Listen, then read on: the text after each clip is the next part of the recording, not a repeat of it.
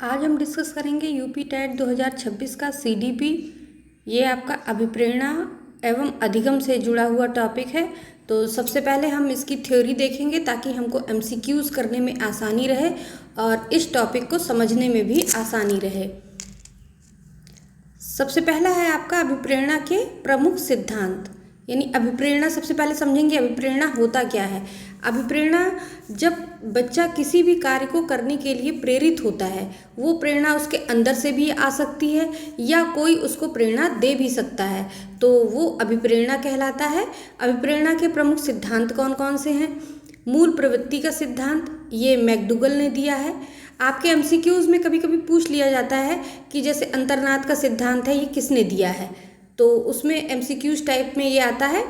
फिर मनोविश्लेषण की सिद्धांत, मनोविश्लेषण का सिद्धांत जो है वो सिगमंड फ्रायड ने दिया है।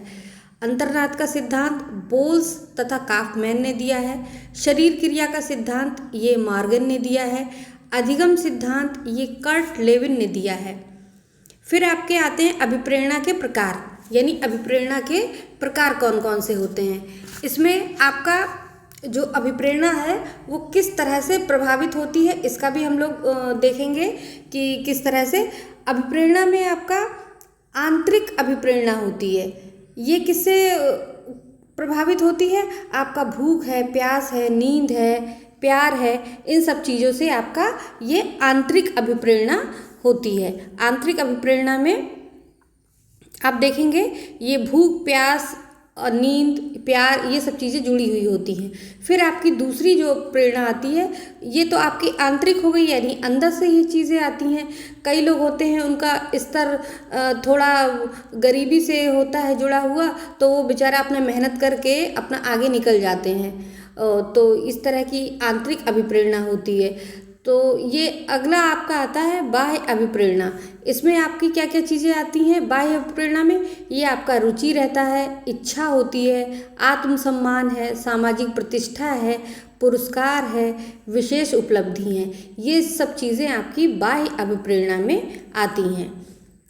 नेक्स्ट है आपका आवश्यकता पदानुक्रम सिद्धांत। ये आपका मनोवैज्ञानिक अब्राहम मैस्लो ने दिया है।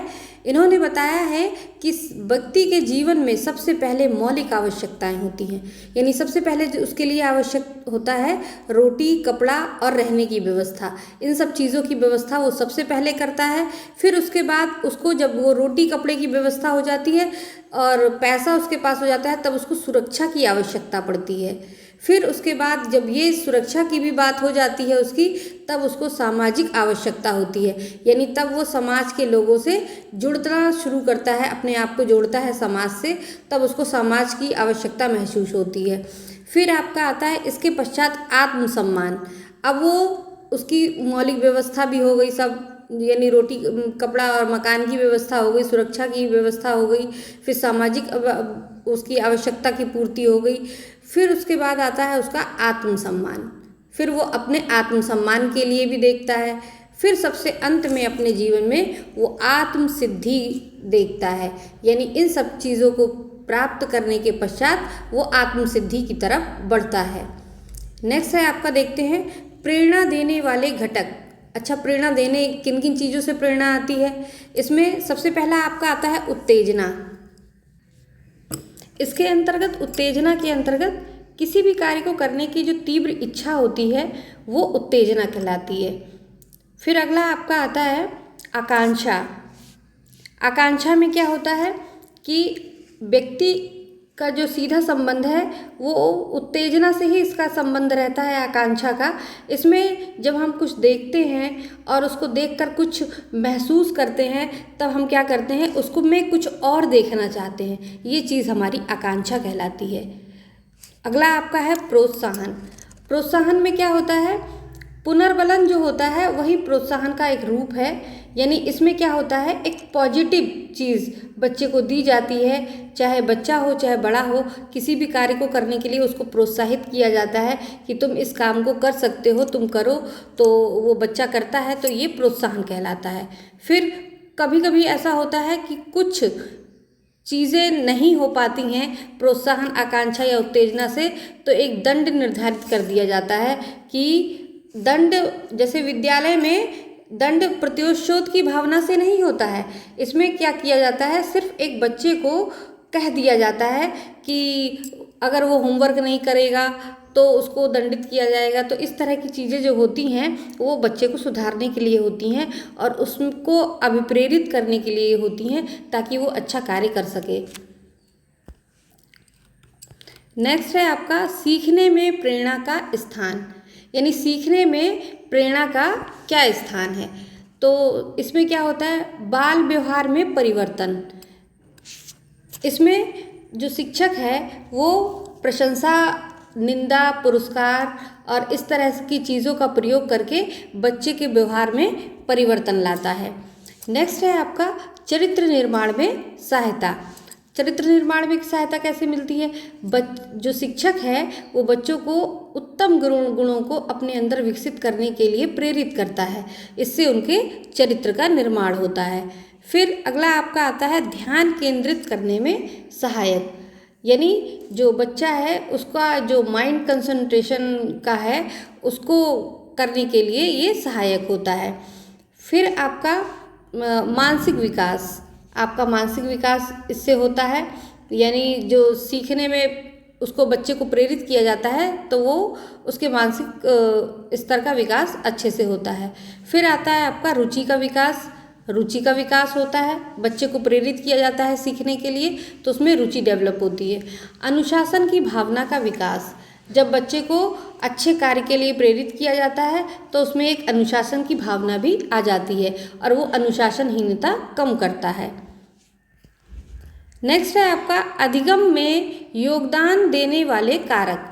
अब अधिगम में योगदान देने वाले कौन कौन से कारक होते हैं, इसमें आपके दो तरह के कारक होते हैं। एक आपका होता है व्यक्तिगत कारक, यानी ये व्यक्ति से ही संबंधित होता है।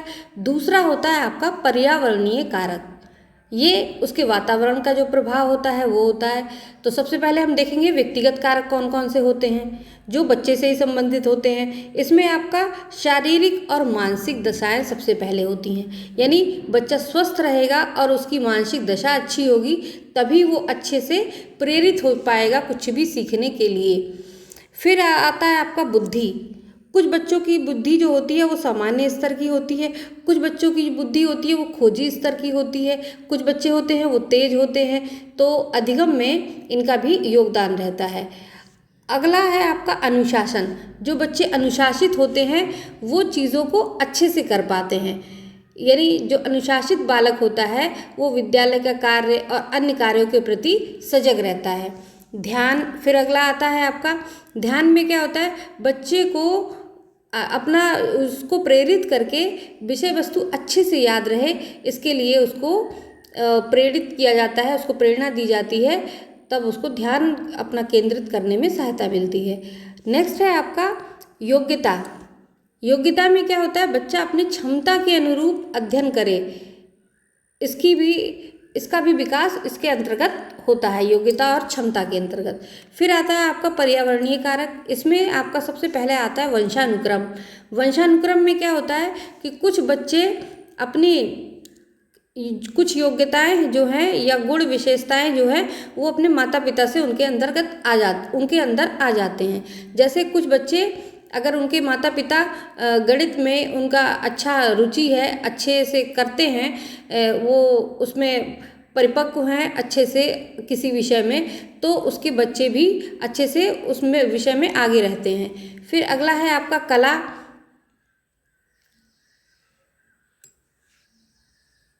सामाजिक वातावरण, ये आपका टाइपिंग मिस्टेक है, इसको अगर नेक्स्ट आप देखते हैं सामाजिक वातावरण। फिर अगला आप देखते हैं स्वस्थ प्रतियोगिता अभ्यास, यानी सामाजिक वातावरण में ये रहता है बच्चे का कि बच्चा एक आडंबरपूर्ण सामाजिक वातावरण में रहता है तो उसका जो उसको प्रेरणा मिलती है उससे वो अधिक आगे नहीं बढ़ पाता है। इसीलिए उसका एक स्वस्थ वातावरण में, अच्छे वातावरण में रहना बहुत आवश्यक है। फिर स्वस्थ प्रतियोगिता भी होनी चाहिए, यानी कभी कभी क्या होता है कि अगर बच्चे के अंदर प्रतियोगिताएं आयोजित की जा रही हैं, जैसे सामान्य ज्ञान प्रतियोगिता है, खेल प्रतियोगिता है, निबंध प्रतियोगिता है, इस तरह की प्रतियोगिता अगर आयोजित की जा रही है क्लास में और तब उसको अच्छी प्रेरणा प्रेरणा मिलती है तो वो सीखने के लिए अग्रसर होता है। फिर नेक्स्ट आपका आता है अभ्यास। अभ्यास में क्या होता है, बच्चे को बताया जाता है कि निरंतर वो उसका कई बार अध्ययन करता है एक पाठ का, तो धीरे धीरे करके उसको वो याद हो जाता है और उसमें वो अच्छे से अपना प्रेजेंटेशन कर पाता है। नेक्स्ट है आपका समूह अध्ययन। समूह अध्ययन में क्या होता है, एक ग्रुप स्टडी अगर बच्चा करता है तो उससे भी वो अच्छे से सीख पाता है।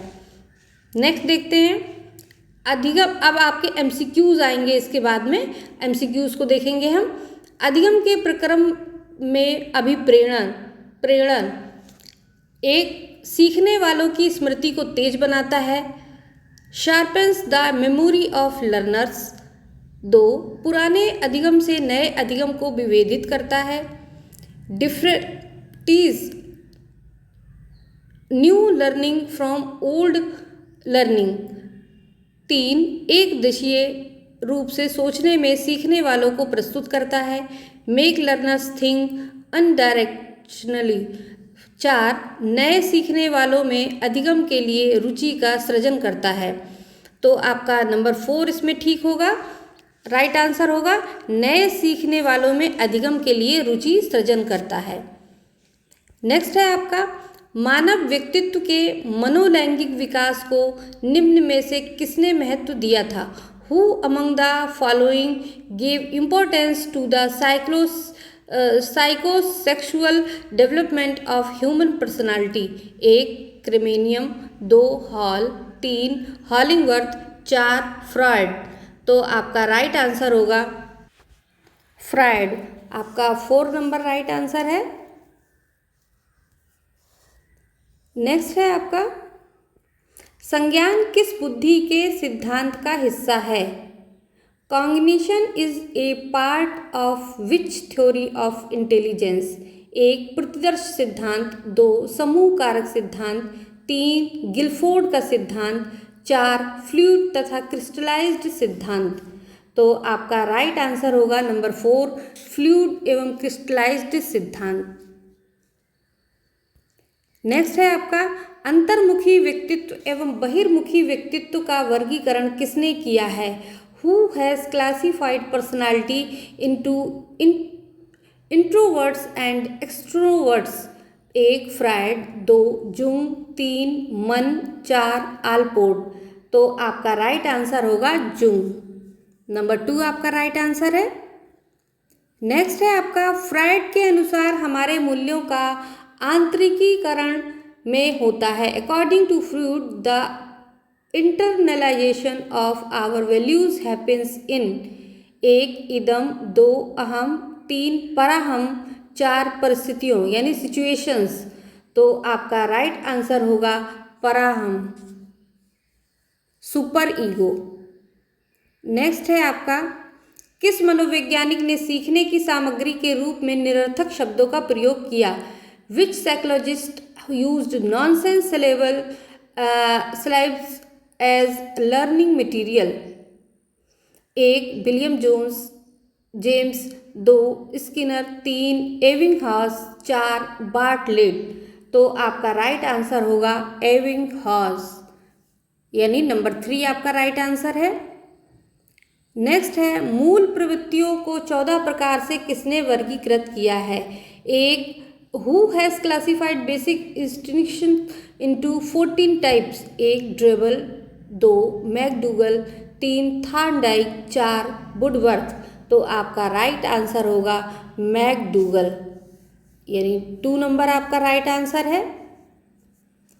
नेक्स्ट है आपका अल्बर्ट बंडूरा निम्न में से किस सिद्धांत से संबंधित हैं। Albert Bandura is associated with which of the following theories.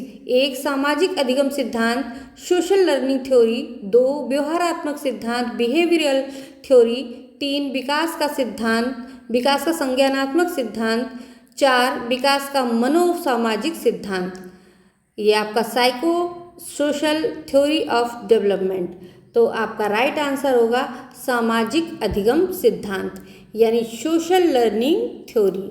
Number 1 आपका राइट आंसर है। नेक्स्ट है आपका को एक अभिप्रेरित शिक्षण संस्थान का संकेतक माना जाता है। Is considered an indicator of motivated teaching. एक, कक्षा में अधिकतम उपस्थिति, maximum attendance in the class. 2, शिक्षक द्वारा दिया गया उपचारात्मक कार्य, remedial work given by teacher. 3, विद्यार्थियों द्वारा प्रश्न पूछना, क्वेश्चनिंग बाय स्टूडेंट्स। 4, कक्षा में एकदम खामोशी, pin drop silence in the class. तो आपका राइट आंसर होगा विद्यार्थियों द्वारा प्रश्न पूछना, यानी कक्षा में आपका पिन ड्रॉप साइलेंस नहीं होना चाहिए। अगर बच्चे लगातार उठ के प्रश्न पूछ रहे हैं तो आपकी एक अच्छी कक्षा है, एक आदर्श कक्षा है।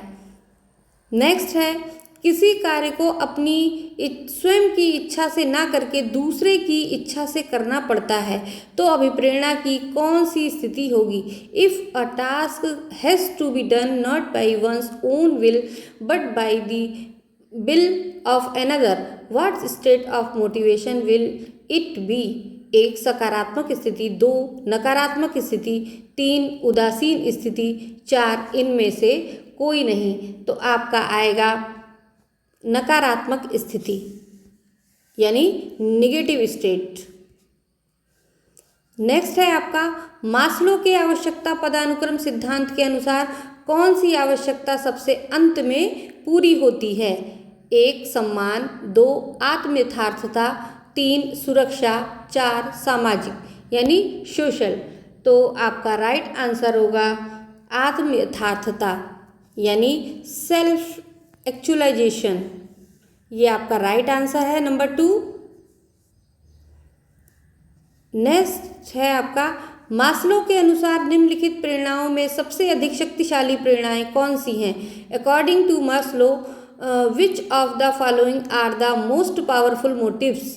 1, दैहिक आवश्यकताएं। 2, व्यक्तिगत सामाजिक। 3, अर्जित प्रेरणाएं। 4, सामान्य सामाजिक यानी psychological needs, personal social, acquired motives, general social. तो आपका राइट आंसर होगा अर्जित प्रेरणाएं।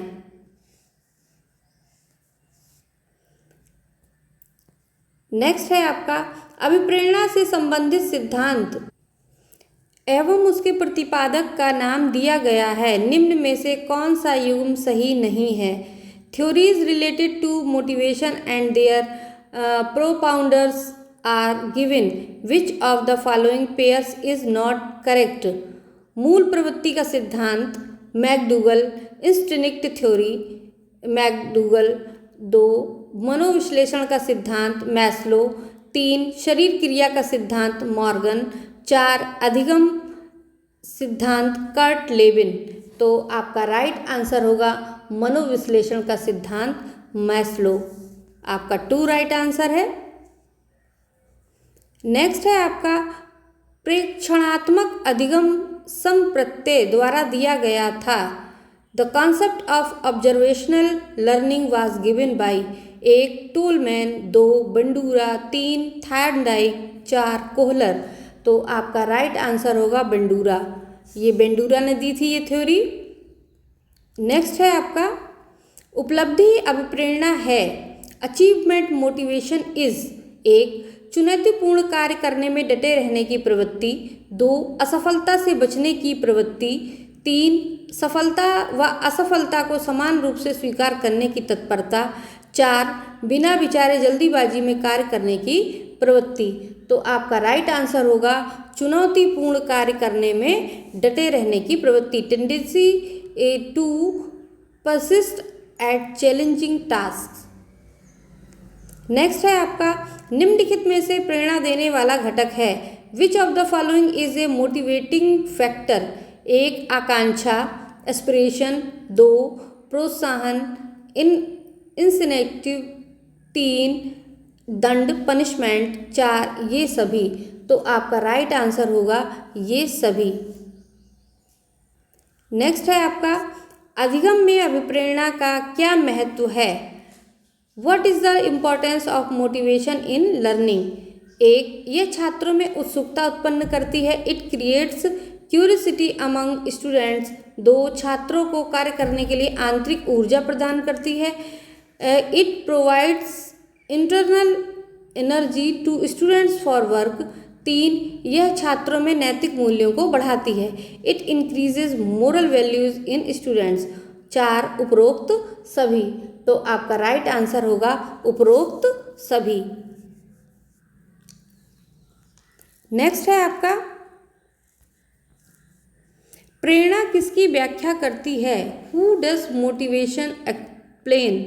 1, व्यवहार क्या है? What is behaviour? 2, व्यवहार के प्रभाव, इफेक्ट्स ऑफ बिहेवियर। 3, व्यवहार क्यों घटित होता है? Why behaviour occurs. 4, इनमें से कोई नहीं, नन ऑफ दीज। तो आपका राइट आंसर होगा व्यवहार क्यों घटित होता है। ये नंबर 3 आपका राइट आंसर है। नेक्स्ट है आपका, सीखने में प्रेरणा की भूमिका होती है। The role of motivation in learning is. 1, यह बाल व्यवहार में परिवर्तन लाती है। It brings changes in child behaviour. 2, यह चरित्र निर्माण में सहायता करती है।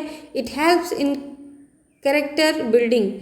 3, यह मानसिक विकास को बढ़ाती है। It enhances mental development. 4, उपरोक्त सभी, ऑल ऑफ एबव। तो आपका राइट आंसर होगा उपरोक्त सभी, यानी ऑल ऑफ एबव। नेक्स्ट है आपका, सीखने में प्रेरणा का स्थान अत्यंत महत्वपूर्ण है क्योंकि इससे बालकों में motivation holds a very important place in learning because it brings about in children. 1, व्यक्तिगत विभिन्नताओं में कमी होती है। डिक्रीजेज इन इंडिविजुअल डिफरेंसेस। 2, शारीरिक विकास होता है। Cycle development. 3, अनुशासन की भावना का विकास होता है। Development of a sense of discipline. 4, सामाजिक गुण सीमित रहते हैं। Social qualities remain limited. तो आपका राइट आंसर है अनुशासन की भावना का विकास होता है। ये आपका 3 नंबर है राइट आंसर। नेक्स्ट है आपका, छात्रों को अधिगम के प्रति आकर्षित करने के लिए अभिप्रेरणा महत्वपूर्ण भूमिका निभाती है। इसे बढ़ाने के लिए शिक्षकों को क्या करना चाहिए? Motivation plays an important role in attracting students towards learning. What should teachers do to enhance it? 1, छात्रों के मध्य प्रतिस्पर्धात्मक वातावरण उत्पन्न करना चाहिए। Create a competitive environment among students. 2, अच्छे विद्यार्थियों को पुरस्कृत करना चाहिए। Reward good students. 3, पढ़ाए जाने वाले विषय की उपयोगिता हो। The subject to be taught should have utility. 4, उपरोक्त सभी। तो आपका राइट आंसर है उपरोक्त सभी। नेक्स्ट है आपका, निम्नलिखित में से कौन सा सीखने के लिए अधिकतम रूप अभिप्रेरित करता है? Which of the following motivates the most to learn?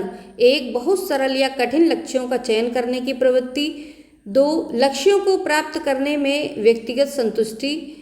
3, बाह्य कारक। 4, असफलता से बचने के लिए अभिप्रेरण। तो आपका राइट आंसर है लक्ष्यों को प्राप्त करने में व्यक्तिगत संतुष्टि। तो आपका 2 है आपका राइट आंसर।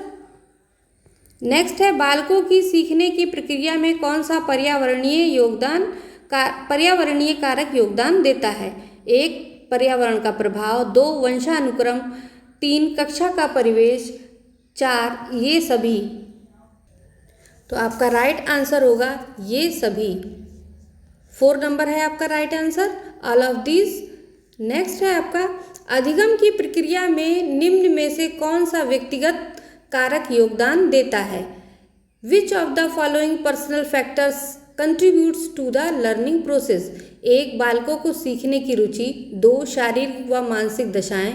3, बुद्धि। 4, उपरोक्त सभी। तो आपका राइट आंसर होगा उपरोक्त सभी। ये 4 नंबर आपका राइट आंसर है। नेक्स्ट है, निम्नलिखित में से कौन सा एक सोचने की प्रक्रिया का अभिन्न अंग है?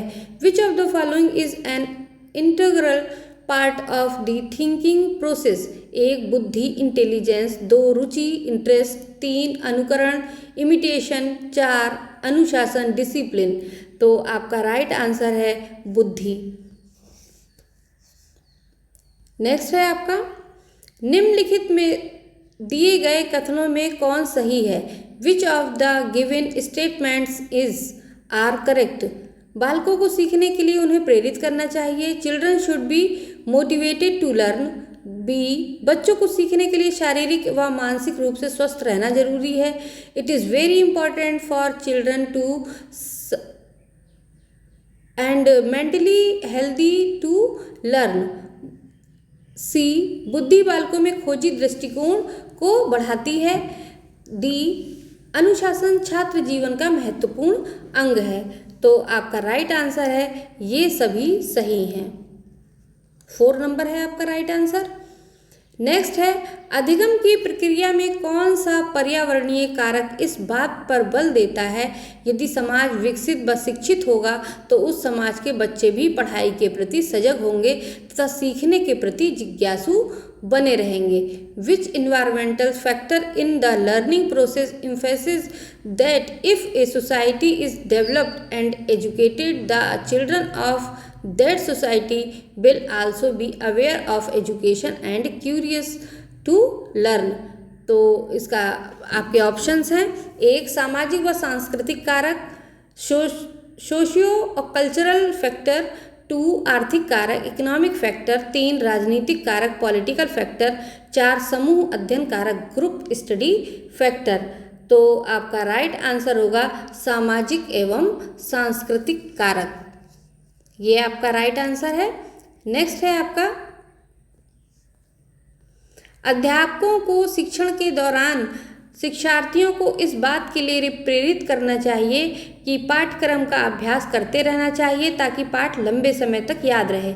अध्यापकों को छात्रों को स्वमूल्यांकन पर भी बल देना चाहिए। उक्त कथन किस पर्यावरणीय कारक की ओर संकेत करता है? During the teaching teachers should motivate learners to keep practicing the syllabus so that the lesson is remembered for a long time.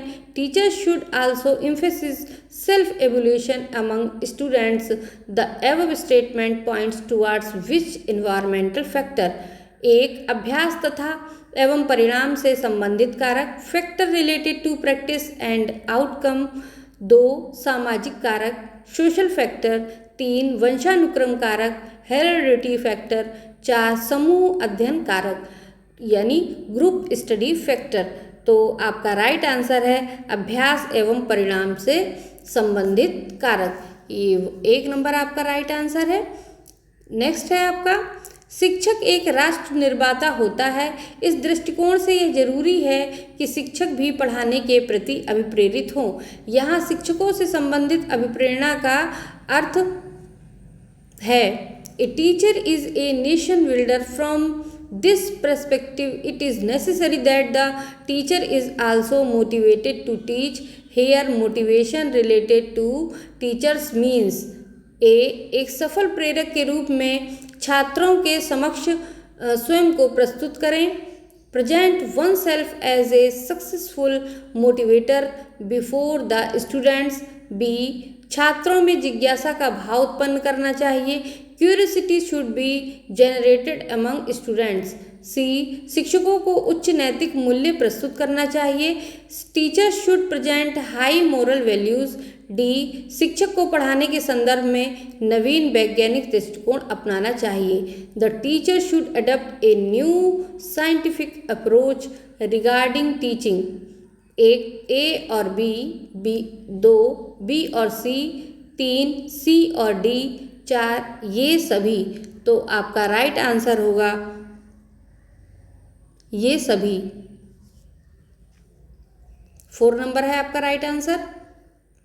Next है, विद्यार्थियों को स्वच्छता के प्रति प्रेरित करने हेतु उन्हें स्वच्छता समिति का सदस्य बनाना प्रतिबिंबित करता है। Making students members of cleanliness committee to motivate them for cleanliness reflects 1 प्रेरणा की सामाजिक सांस्कृतिक संकल्पनाएं, socio cultural conceptions of motivation. 2 प्रेरणा का व्यवहारवादी उपागम, बिहेवियरिस्ट अप्रोच टू मोटिवेशन। 3 प्रेरणा का मानवतावादी उपागम, ह्यूमनिस्टिक अप्रोच टू मोटिवेशन। 4 प्रेरणा का संज्ञानात्मक उपागम। Cognitive approach to motivation. तो आपका राइट आंसर होगा प्रेरणा की सामाजिक सांस्कृतिक संकल्पनाएं। 1 नंबर का आपका राइट आंसर है। नेक्स्ट है, प्राथमिक विद्यालय शिक्षक को अपने शिक्षार्थियों को अभिप्रेरित करने के लिए निम्नलिखित में से किस रणनीति को अपनाना चाहिए? विच of the following strategies should A primary school should be adapted using incentives, rewards and punishments as motivators for every activity? 2. बच्चों को उनकी रुचियों के अनुसार अपने लक्ष्य निर्धारित करने और उन्हें पाने के लिए सहायता करना। 3. पूरी कक्षा के लिए मानक लक्ष्य निर्धारित करना और उनकी उपलब्धि के आकलन के लिए कठोर मानदंड निर्धारित करना। 4. प्रत्येक विद्यार्थी में अंक लाने के लिए प्रतिस्पर्धा को प्रोत्साहित करना। तो आपका राइट आंसर है 2।